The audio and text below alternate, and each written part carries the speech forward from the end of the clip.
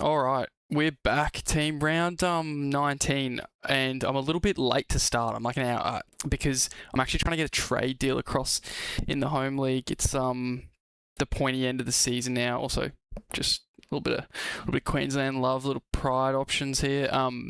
Yeah, so I've had to kick off this a little bit slower than usual, so I'll make up for it by speed running this bad boy. If you're new, which I doubt many of you are, sort of get the same sort of audience each week, but that's cool, that's good. The process here is sort of a combination of team lists and their matchups, as you can see. So we do that, and then I touch on waiver wire free agency pickups. So two main things get achieved. We talk about who has an opportunity to hit some upside this week, right? Who has the gun matchups, who has like tougher matchups and all that sort of thing. We go through that.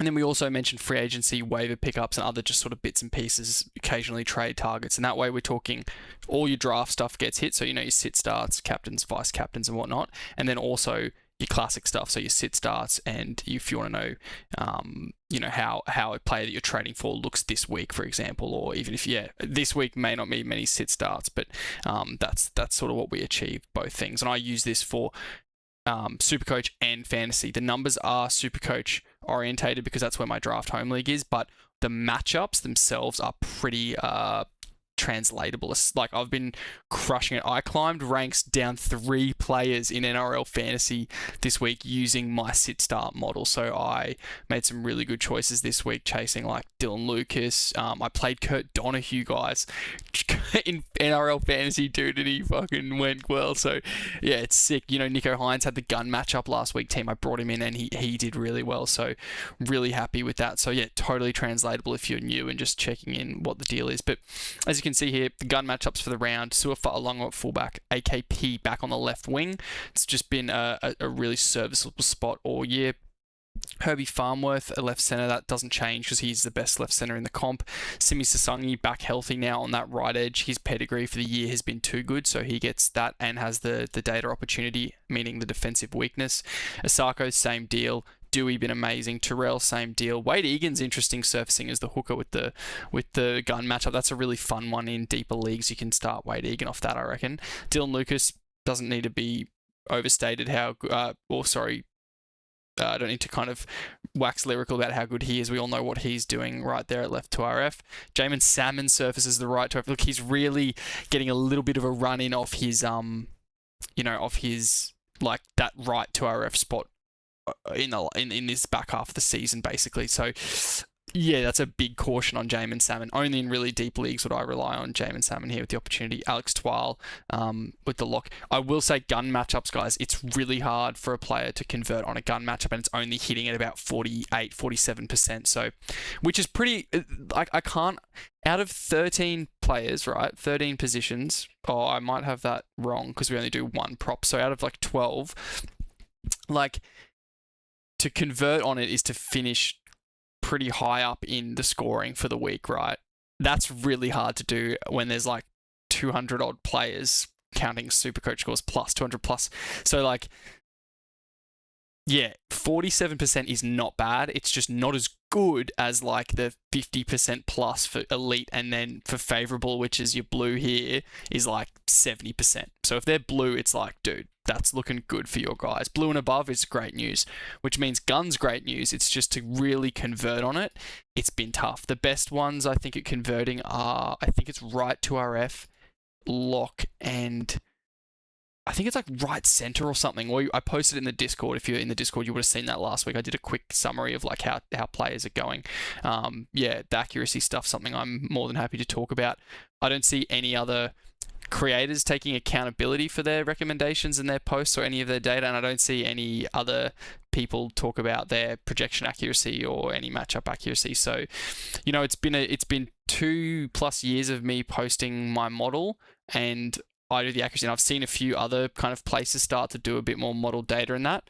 If they're not reporting on its success or its accuracy, how do you do anything with that? You know what I mean? It's why your super funds, where your money goes, talk about returns, and then what they don't always tell you is how their returns go against the benchmark of returns. So just remember that, guys. Like, it's one thing to get some data in your feed. It's another thing to have some accountability. Okay? It's some accountability. about what you're saying. So I don't put Sualauvi Faalogo here. My model does. I don't care if he converts or not. It's data. You know what I mean? There's nothing to it other than that. Elite matchups, I'll let you go through these guys on socials or on the video. Let's jump into the team list stuff. West New Zealand, yeah, look, the crazy conceding to left wingers, the New Zealand Warriors, like they're conceding 82 on average with my data here. My data as well is really specific. So after I go through the team list, if someone got injured in the first 15 minutes, I accurately replace that player with the score there. So it's not like, oh, well, too bad. He started at left wing. He scored 15, he scored 8 points. That team only conceded 8 points. No, if someone scored 50 points coming on as a sub after, 15 minutes, I give them the according score. So it's even more accurate than just what you'd get at some other areas or other places when it comes to that scoring positional data. The matchup value here is modeled data though. It's not their scoring average. Dream Buller doesn't average 55. Tane doesn't average 67. I mean, they might out of luck, but that's modeled data, which I don't share because otherwise I'm giving you the recipe to the cake that I bake here for you, which makes no sense. So use the accuracy, use the way I'm talking about it, use the community that all know and talk about this, and use it to different varying degrees. But yeah, we can't give away the full recipe, then there's no fun in that. Doueihi, Terrell, we spoke about that. Look, Jose, dude, that's a banger. Lanyon. Is he a free agency pickup? Maybe. My issue is on the bench. They've got Latu Finu. I just don't think this young fella will get the minutes. He's too like too new. Aaron Clark in draft still a buy low in my opinion. Just the minutes suck, but he's so good. So yeah, Aaron Clark still a buy low. Lecker, I'm not too worried about. Huge opportunity for him this week. If you're in a deep league, you can start Lecker. Like, you'd have to be pretty brave, but this is like crazy conceding 75. Like, there's some big opportunities. Like even Chance. Like, don't worry about the matchup score for Chance. Focus on the conceding. I would be playing Chance 100% in this, guys. It's because there's been injuries and stuff to and some lower performances for DWZ occasionally. So just focus on this. And Chance, we know, is a beast on the wing. Love that shit. Pompey in deep leagues, you can run that. Tane, blah, blah, blah. Like, if you're in a super deep league and you're fighting hard, Tane, you can VC in this off that conceding. And he's just been pretty good, Tane. VC that. Guys, I heard some other draft people talk about recommending Dream Buller over Isaiah Ongi. I'm not going to call anything out, but like, what are we doing? You know what I mean? Like, that was like 4 to 5 weeks ago. I posted in the Discord that, there's people recommended to grab Buller over Iongi. Since then, Buller's averaged like 45 or something, and Iongi's averaged like 70 or something. So, like, I had Buller. Yeah, I can't remember my draft rankings, but it had to be below Iongi. Iongi's a better player than Dream Buller in multiple facets of the game. Dream Buller is a different kind of athlete, but Iongi is a better player. It's as simple as that. He can pass both left and right. Like, he can fill in shape and create try assists left and right edge, and he can score 10 meters from the line. He can tackle bust, and his work rate is immense. What he doesn't really do, he's not really as much of a threat from like halfway as Buller, because they're a little bit different kind of athletes. But yeah, it's just... Yeah, like, until Buller does something, like, seriously for a significant period of time, let's call him what he is, and he's a backup fullback at best in deep leagues, right? That's what he is at best. Try and avoid some Tigers. Look, if Samuel Finu is out there and available, obviously you grab him based off what he did. Temporary expectations, but 100%. He was so good, and whilst, Doueihi and Luai are there, then he's definitely feasible. But yeah, just... yeah, Finu if available, but I don't think he would be. And the back line, I'm not rushing. This is a pretty big opportunity here, but yeah, I mean, it is at home, which isn't as bad as going over there. But yeah, I think there might be better options, so we can circle back to that. Out of the free agency waiver wire pickups, I just double check it's mostly AKP for this one. For me, I just double check all the names. I don't want to miss anyone for you guys. Yeah, that's it there for me in this one. Dolphins, Cronulla. It's the same sort of deal with the Dolphins where their little backup guys are legit. So we love like getting on who would already be owned. It would be Nafahu, Fuller, all that. Avarillo, if he wasn't played last week, his opportunity here again as a 1 week play. Just note that the Sharks have been pretty staunch. Like, Avarillo has an elite because him and Bostock have been so good all year there, and it's been great real estate. But Sharks are only conceding 50 there. So, yeah, temper expectations, but and without ICAT, you want to double down on the tempering of your expectations. Excuse me. Probably pretty much across the board, tempering expectations apart from Herbie. I think we saw Kaelio shut Stags down. Was it Stags, dude? Yeah. No. Yeah, it was Stags. That was like pretty sick game from Kaelio. He really worked really hard and ran really with real intent. Sorry, we saw the Knights. We saw Gagai shut Herbie down. I don't think Ramian will have the same effect on Herbie. I think he could have a pretty good day out, Herbie. And the data though does say like 55. That's pretty lean. But it's Herbie Farnworth. So yeah, I'd still 100% go him. And I think he's VCable, especially in draft in Classic. Someone like Nicho Hynes is a favourable matchup, but he doesn't jump out as a VC to me as much as he did last week. With the other games of the week, though, I'd still definitely consider Herbie a VC when we look at there's no Cleary. Hynes has a tougher matchup here against the Dolphins. In para, they've named Teddy to back up. Not enough people in Classic would own Teddy. You wouldn't captain Marky Mark. Pong has been named, but does he play? Is that a Sunday Arvo? I think it's early Sunday. Ponga, if he plays, yeah, maybe Souths have been a mixed bag.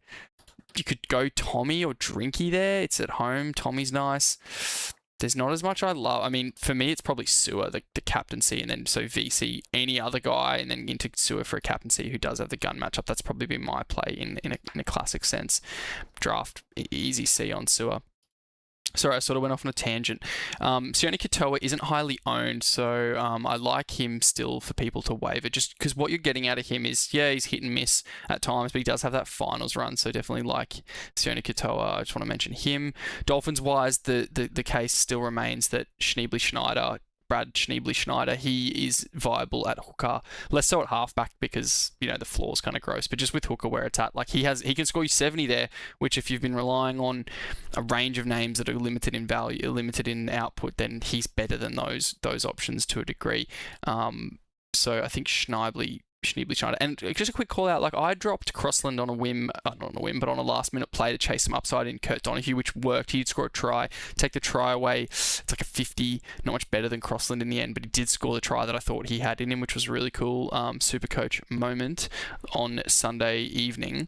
But he is playable because I think Plath will get rested 100%. That's definitely more so the guy that gets rested for the Dolphins, and I think Kurt only needs 55 minutes to get you a 50 plus. So just if you're battling, grappling, you got your hooker on by whatever, Damien Cook, and you don't want to burn a waiver to get a Simpkin or a Crossland or whatever, then Kurt Donahue he's startable in my opinion. The other guy is Talon De Silva, played 80 minutes. Didn't score well, but he has some upside. I don't love the matchup against the Roosters, but yeah, I'd go Gert over Talon. I mean, actually, this is a tough matchup too, but I mean, yeah.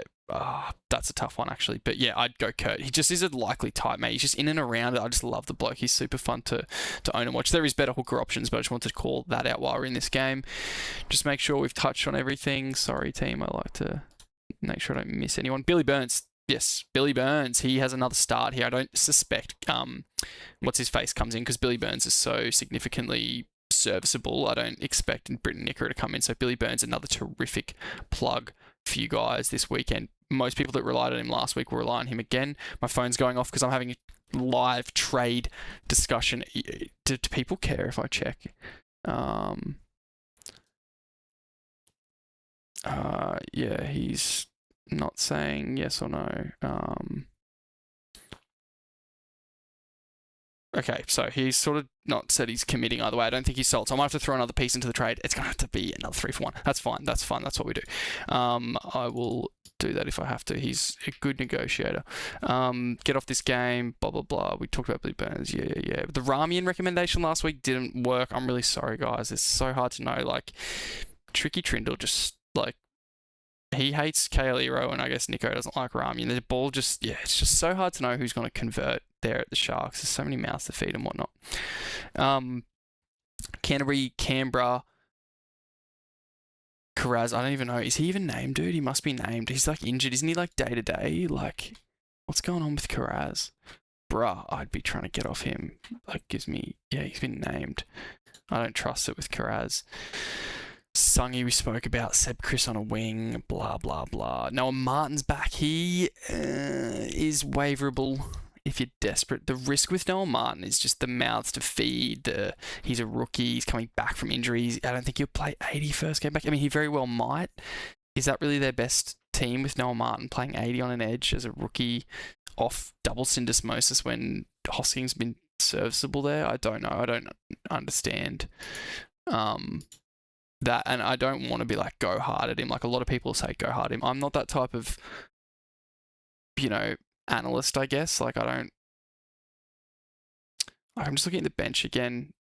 The bench is pretty good, but you could see Martin play 60, Hosking get reprieved by Morgan Smithies, then come back on for Martin. There's Paddy, Starling, Mariota, maybe Horsburgh, and Horsburgh out there. There's two backs in there and a hooker. Maybe it's Mariota and Papali'i goes. Does he go by Papali'i or Papali? Josh Papali'i. Maybe he goes into the middle and it's Mariota goes there. Yeah, because the minute...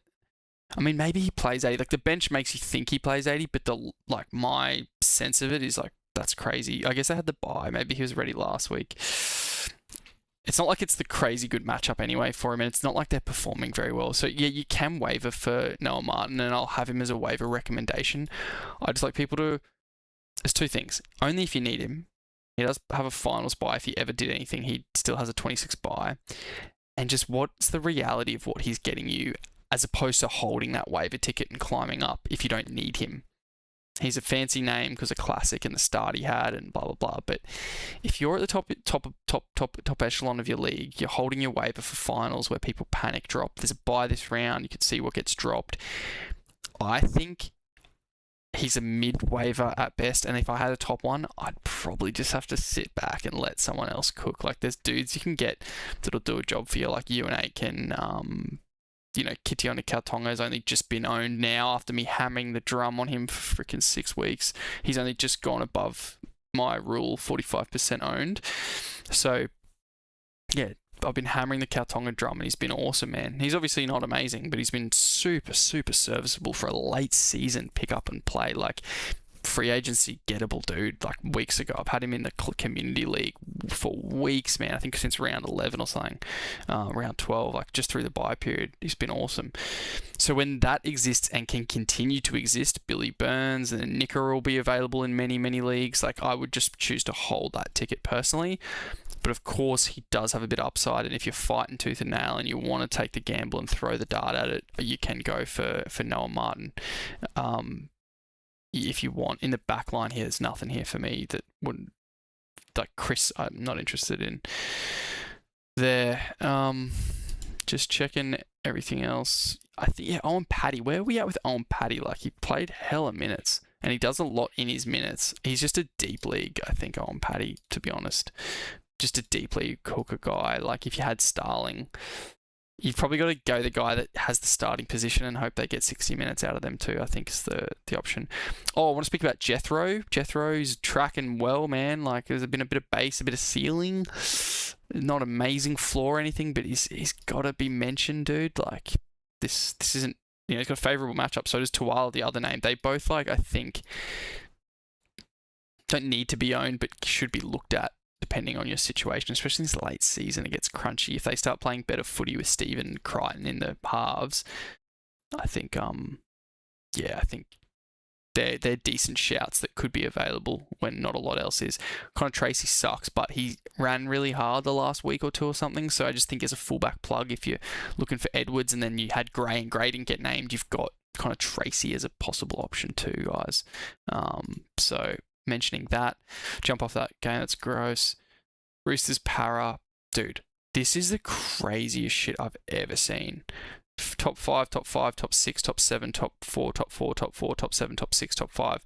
One position out of the top 7 for the entire Roosters team.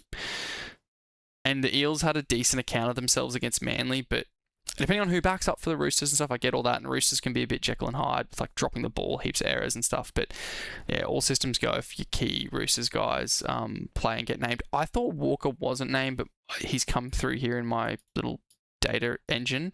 I'm pretty sure it's Savala. They're going with Savala and DCE with Billy Smith in the edge. So Walker's not there, which does hurt them a little bit, but they will be fine. Eels-wise, Kaltonga, bang, there he is, the big fella. De Silva we mentioned.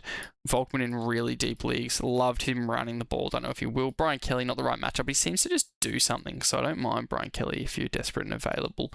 If you've got multiple choices, you'd want to sit Iongi, but he does stuff, man. If the other team gives the Eels chances, Iongi's in and around it left and right of the ruck, which is rare and exactly what you want from a fullback, that they kind of can contribute both left and right, which you don't see very often. He's a big part of it, Iongi. I love him, love to watch him, really rate him. So yeah, Dan Tupou's back. I have to mention him, definitely waiverable. Again, I'm not going crazy because he's been average, but the team's so good and the opportunities here, so you're definitely confident in that you can waive him. Just the calf injury though, set expectations. In the perfect world, you don't have to play him this week. Just let him get through that game, but otherwise, all good. Trying to make sure I don't miss anyone. Feketi on an edge, startable in deep leagues. I don't know if he'll play 80, but he's sick. Celestia Feketi, he'll do something. He's always around it. I think he'll do something. So he's definitely one. And that's it from that game. Best probably won't back up, man, given his soft tissue injury history. But yeah, not Dylan Lucas we spoke about at the top. Jermaine McEwen has an opportunity here against Souths. Whether he'll do anything really hasn't sort of come to fruition. Cody Hopwood, he's starting not at lock, I don't think. I don't know why my little system's got. I think I must have him as a 2RF in the back end somewhere. So ignore Cody Hopwood. He's prop. In NRL Fantasy, Cody Hopwood is a great cash out in your middles. I don't know about it in Supercoach, but dude, every time he gets the ball, he looks like he's doing something. So Cody Hopwood, good little cash out with a decent, potentially run of games here with Saifidi injured, and I think someone else got hurt for them. Did they? I might be blanking, but yeah, with Saifidi going down. Oh, I thought Trey Mooney was out for a longer time, and he's not. He's been named again. So yeah, maybe ignore the Hopwood thing. But yeah, Crossland may not be owned. He's been like going back to kind of doing his thing, working quite hard there in the middle after a few poor games, and then like an injury, a head knock game. So he's an option. For the South, it might be a 1 week play, it might be 2, it might be 3, it might be rest of season. Who knows with this? But Matt Dufty's there as a plug for your dry grey owners, or Edwards owners. So Tracy and Dufty are your plugs, and obviously you might already have. Did they drop Latrell Sigwell? Hold on, dude. Nah. Yeah, they did, dude. Jennings, Duncan, White, and what the frick, bro? Where is he gone? Oh, he's in the 19. Dude, so you can't even do your Sigwell, bro. Crazy. Well, there's that. Ashton Ward probably goal kicks. This isn't necessarily the game for Ashton Ward, but he had a real bad score, but in deep leagues, yeah. Oh, I don't like recommending him, bro. It's kind of gross. Same as Volkman. It's gross. What was I talking about? Yeah, Matt Dufty. So yeah, goodbye. Just before we go on, guys, you know what time it is. Quick little update on where things are at the Draft Oracle. We've now got player compare in the database. So one of the best statistical databases for your Supercoach analysis. So I'm looking at Payne Haas and Tino, for example. I can clean up injury games here and just get Payne's updated average here. I can go to Tino. Like, I know at the start, he had bad minutes. So I just want to drop those games out and see what he's been doing since. Yep, 60 minutes as of round 7. Okay, his average is 75 off those minutes. That's awesome. What's really cool, the upcoming game. So Payne's on bye around 19, but then he has an elite matchup apparently at prop against Penrith, neutral against North Queensland. And for Tino, it's neutral this weekend if he backs up, which I don't know if he will, and then tough, and then favourable, and then I get their finals runs in their analysis here, so I can see like what's his average on that average of 71 minutes, what's his average on 65 minutes. Damn, how good is Tino at a PPM? can see all the other stuff like the floor game 47, 59, 103, 83, but then I get the finals runs right there, so I can kind of have a quick scan and go, oh yeah, cool, okay. I'm 23 to 26, tough, favourable, neutral, tough, neutral, avoid, tough. So things are pretty bleak for Payne in the finals. That might make me stay away from him, for example. Then you get all your good stuff like base, evade, scoring average, create average, blah, blah, blah. So he creates coming from the line break assists we've seen Tino give, all that sort of thing. You get their pedigree. So, 2025 average. Tino's, remember, his average was impacted by injuries and whatnot. So not the best one. And then Payne Haas had that just not like a breakout, but just a crazy, crazy year last year. So yeah, player compare is now in there, guys. It's super sick. You can even do like a third player if you want. We could throw in Keon, and you can do the same deal. Like but there's not much to do with him. He had a 58-minute game there, 57-minute game, 53, 56. Just do something like that and go, oh, okay, Keon's like a step down. He's getting 73 minutes when I do that, which is like more than all of them, and then averaging a bit less. Obviously, he's played a few games on the edge, so if we just go like when he's been prop, oh, that doesn't really... Yeah, that's better. Yeah, 69. So that works. Oh, there it is, my bad. Which is super cool. You can see when he's been prop, yeah, 68 at prop, 75, 80, so super helpful. And then a little one I want to quickly touch on for all my Oracle team is, this is something I should have done earlier and I just remembered to, or thought of it today, just some notes up here. So you can like jump into your roster, you're doing all your like scanning your waivers down here, you're just getting what the Oracle reckons about a free agency pickup, or dropping, say I'm going to drop Trey Fuller for someone, you put it in there. But now these notes save across and you can just go, yep, I'm going to drop Kurt Donga, pick up Crossland on freeze only, no Crossland, the position, that just automatically saves, or you can press save when you make a change. So little notes there just so you can kind of keep your team across multiple leagues. You just jump over and you can do it in all your different leagues. So news just broke that Jacob Saifidi is going to miss 6 to 8 weeks. So guys like in the Knights that might benefit, Frizzell, I don't know how much he benefits, but maybe Matty Croker benefits a bit. We know Crossland will keep those minutes up. But yeah, just wanted to update you all that finals planner, finals prep is still live in your leagues. It tells you basically like how your players are sitting, how all of them stack up, who you can bring in. This is just the perfect grid map to tell you like, all right, AFB, yep, I'm 24 to 27.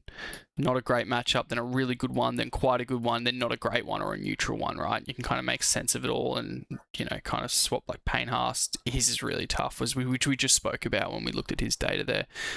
So finals prep is in there. It's all there. It's all good to go. We've made some updates to Trade Lab. Research and stats are always there, always improving. Yeah, everything's come a long way. Really happy with it. All right, back to the games. Yeah, Dufty we spoke about. It's definitely an option.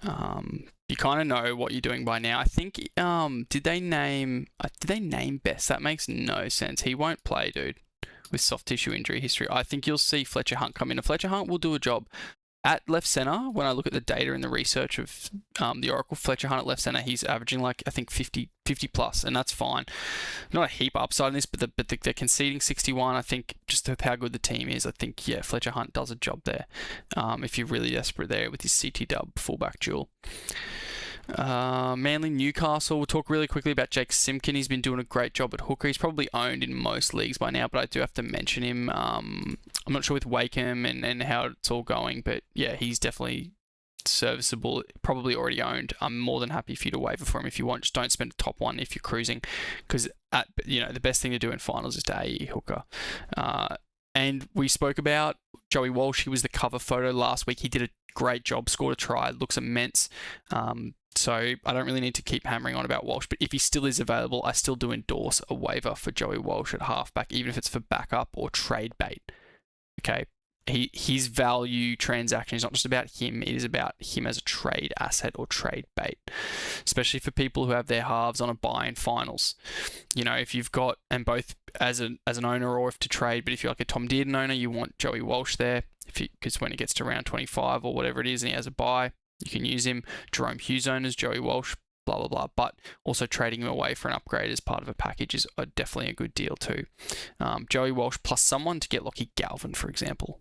You have to give up something, but it's someone might want the bait of the new fresh name. Galvin's probably a bit too much, but it's just a suggestion. Or you just go for a 1-for-1 with a lesser position somewhere. Someone might have Jaden Campbell, right, who can go down to 5'8". They might have Jaden Campbell and someone else, like a 5'8". Maybe it's Blaze Talangi you want to buy lowish on. Had a good game on the weekend, but you might be buying lowish on his last 3 games. Joey Walsh for Blaze Talangi. They can then put Joey Walsh in halfback, and you can bump Jaden Campbell down to 5'8". They can bump Jaden, and you can sell that. Or you might be able to do that with the way your players are set up and your positions with your team. So yeah, really like Joey Walsh. Not a lot to mention here. I don't know if I'd touch a VC or a C on these 2 guys in classic formats, but in draft, obviously you know which ones you want to kind of lean on. Lehigh hit some more upside for owners on the weekend, which is great. He'd probably do that again here. Dearden's back, which I think is massive for Helam Lukey, Tom Chester, and Braden Burns. So Tom Chester, this might be the last week we can buy him. I really like him as an asset for the run home, as a gettable guy with a great final schedule, so keep that in mind. There was no one else in that. I spoke about Joey Walsh, spoke about Simkin. Oh, one guy I didn't mention, I think is a weekly plug-in, Connor Watson. I don't think Robson got named. I just don't want to say the wrong thing. I'll just double check. Yeah, they didn't go with Robson. I mean, there is Benaya Iolu on the bench. I've never heard of Taylor Lasalu off the top of my head. So yeah, it's a risk, but Connor Watson, I think he'll do enough in 50 minutes to be serviceable. Just want to mention that one. Last game of the round, Melbourne Gold Coast. Not a lot of waivers out of here, except Jack Howarth's back. I don't know if he missed a full game or just had the week off with that quad thing, but he's a feasible guy. Brimson has ownership's really dipped in 5'8". Like, he's not great, but that he could go on a run. This is the matchup. Conceding 82 is freaking nuts. If you were going to do it, it could be this off a buy. I don't love it at all. I'm not highly recommending it. I'm just talking through the fact that he's dual. He can do that. Now I'm tripping about his actual dual. Did I say it out loud? I just double check. CT dub 5'8". Yeah, this will be his last year with that 5'8". So yeah, in a dire position, he's feasible in this matchup potentially. Nick Meaney's back. I prefer to free agent it. Low end waiver if you're really desperate. Don't sort of love it. They've named Jojo. Again, not the matchup for him. Hughes is back. Blah blah blah. Howe got the start again. He could get hooked at any minute, but until he does, you just go for him because he's got 90 there for you waiting. Both Fermor I've had as a weird buy low all year. It's actually not looking great, but I still I'd need to look at his finals run in more detail before committing to that. Trent Liero's minutes are trending in the right direction. I assume he plays this after Origin. He won't play a lot in Origin, so he should come in here. And at lock, he's just going to tackle his way to a 50 for you, which I think is totally feasible and serviceable. Don't mind him. And guys, Oren Keeley's stash. He's in like jersey 18. That is still a stash. That's still a luxury stash. Don't know what it means. I think if he really impresses at training in any minutes he gets, he could get a spot there on the left, but he also just might not, which is why I didn't say go hard at him in the Discord and on other posts. He's totally a fine stash, but you don't need to break your back over it because we don't know what it looks like when it looks like. Melbourne have too much at stake to be throwing a guy like him out without him connecting with his halves. And it could be next week, dude. It could be he comes in and plays 40 minutes this week, brains it, and he's live. He could play 60 minutes this week. I don't know. But there's risk associated. So therefore, we have to temper expectations and not go crazy just on the idea of someone, right? That'll do the games. We've gone through the list of all the pickups and stuff throughout the games. Hooker had a lot of risky names like Kurt Donahue, Schneebly, Talon, Owen Paddy, Watson as a plug. Front row, I didn't have much this week. I could be missing someone. But if Tino doesn't get named, then you know Mo Fodawaker's minutes will be good, so you can do that. Cody Hopwood was a speculator. Cooper Clark's obviously always a speculator, as well as Thomas McKaylee and Tal Malolo. They're all your speculator weekly FRF plug and plays. There's no real waiver one. 2RF, it's like Martin, and then Burns is a plug, Feketi is a plug, and Oren Keeley is a stash. Halfback, it's Joey Walsh as like a top waiver. Still, I'm happy with Schneider as a more of free.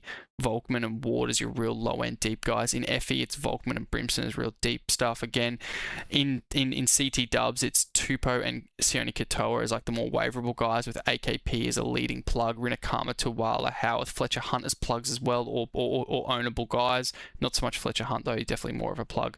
Fullback, it's Matt Duffy. I wouldn't waiver for because I don't know how long of a runway that is, but if you're really desperate, then yeah, you do waiver just because it could be a couple of weeks, and we know how good he's been as a couple of weeks. And then Connor Tracy in deep leagues, so that sort of sums that up.